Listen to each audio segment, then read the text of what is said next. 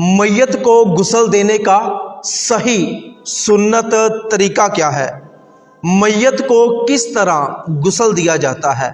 अभी हम आपको प्रैक्टिकली दिखाएंगे सवाब की नीयत से और सीखने की नीयत से। वीडियो को आखिर तक मुकम्मल देखिएगा। तो चले शुरू करते हैं।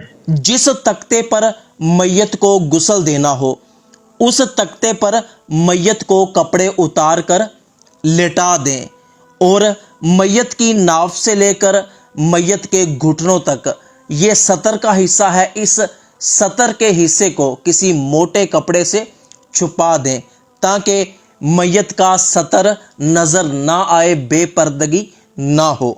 मैयत को गुस्ल देने के लिए एक टब में बेरी के पत्तों वाला नीम गर्म पानी लें। मैयत के ऊपर पानी डालने के लिए साथ एक बर्तन, डोंगा वगैरह ले, एक साबुन ले ले और थोड़ी सी रुई ले ले। इसके बाद आपने सबसे पहले मैयत को इस्तिंजा करवाना है। मैयत को इस्तिंजा करवाने के लिए सबसे पहले अपने हाथ पर दस्ताना वगैरह, कपड़ा वगैरह, कोई शापर वगैरह लपेट लें। मैयत को इस्तिंजा करवाने के लिए आपने अपना बायां हाथ इस्तेमाल करना है। फिर आपने क्या करना है कि मैयत के जो सतर के हिस्से पर आपने कपड़ा डाला हुआ है उस कपड़े के नीचे से अपना हाथ दाखिल करें और मैयत की आगे वाली और पीछे वाली शर्मगाह को साफ करें। ज़रूरत पड़ने पर मैयत को आप करवट के बल भी कर सकते हैं, मैयत की टांग वगैरह भी उठा सकते हैं। खूब अच्छे तरीके से इस्तिंजे वाली जगह को साफ करें, पानी बहा दें। मैयत को इस्तिंजा करवाने के बाद आपने जो दस्ताना, कपड़ा या शोपर वगैरह अपने हाथ पर चढ़ाया हुआ था उसको निकाल कर कचरे में फेंक दे। इसके बाद आप अपने हाथों को अच्छे तरीके से धो लें। अब आपने मैयत को वुज़ू करवाना है। वुज़ू करवाने के लिए आपने सबसे पहले मैयत का दायां हाथ अच्छे तरीके से धोना है। फिर आपने मैयत का बायां हाथ अच्छे तरीके से धोना है। इसके बाद आपने थोड़ी सी रुई ले लेनी है, उसको पानी के अंदर गीला करके मैयत के होंठों पर, मैयत के दांतों पर अच्छे तरीके से फेरना है। इसके बाद आपने फिर से थोड़ी सी रुई लेनी है, उसको पानी में भिगोना है और मैयत के दोनों नाक के नथनों में अच्छे तरीके से वो गीली रुई फेर देनी है। इसके बाद आपने मैयत के नाक में रुई डाल देनी है और मुंह के ऊपर भी रुई रख देनी है ताकि पानी मुंह के ज़रिए या नाक के ज़रिए पेट में ना जाए। और आपने इसके बाद मैयत के चेहरे को आहिस्ता आहिस्ता से धोना है। चेहरे के ऊपर ज़ोर से आपने हाथ नहीं मलने। जिस तरह आप खुद वज़ू में अपना चेहरा धोते हैं इसी तरह मैयत का आपने चेहरा धोना है।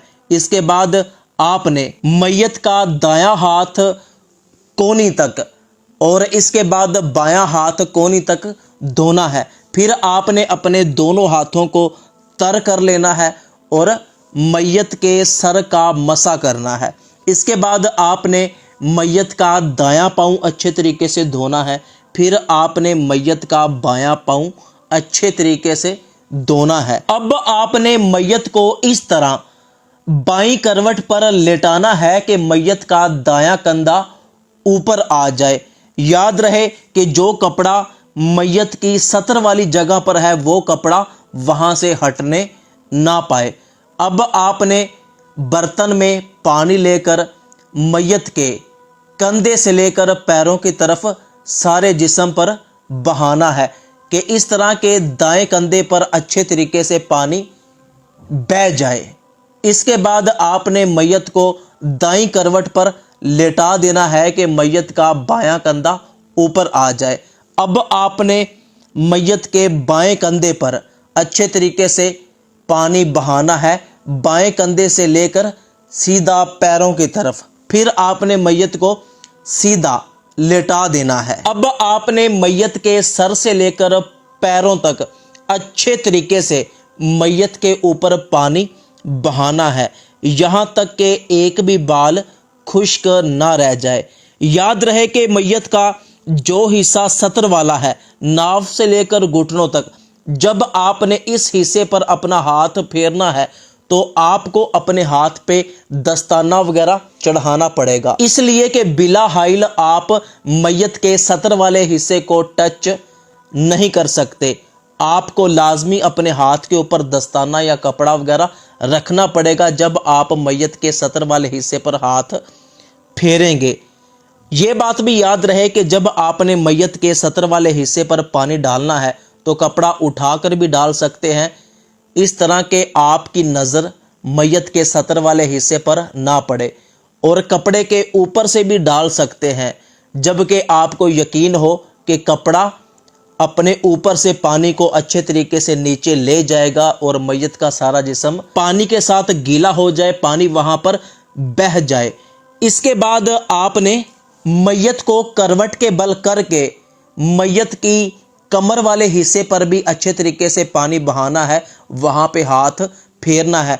अगर किसी जगह आपको शक है कि जिस तरह मैयत की टांगों के दरमियान वाला हिस्सा या मैयत की बगलें वगैरह वहां पर पानी अभी तक नहीं लगा, तो मैयत के बाजू को उठाकर आप मैयत की बगलों के नीचे से भी पानी ज़रूर बहाएं।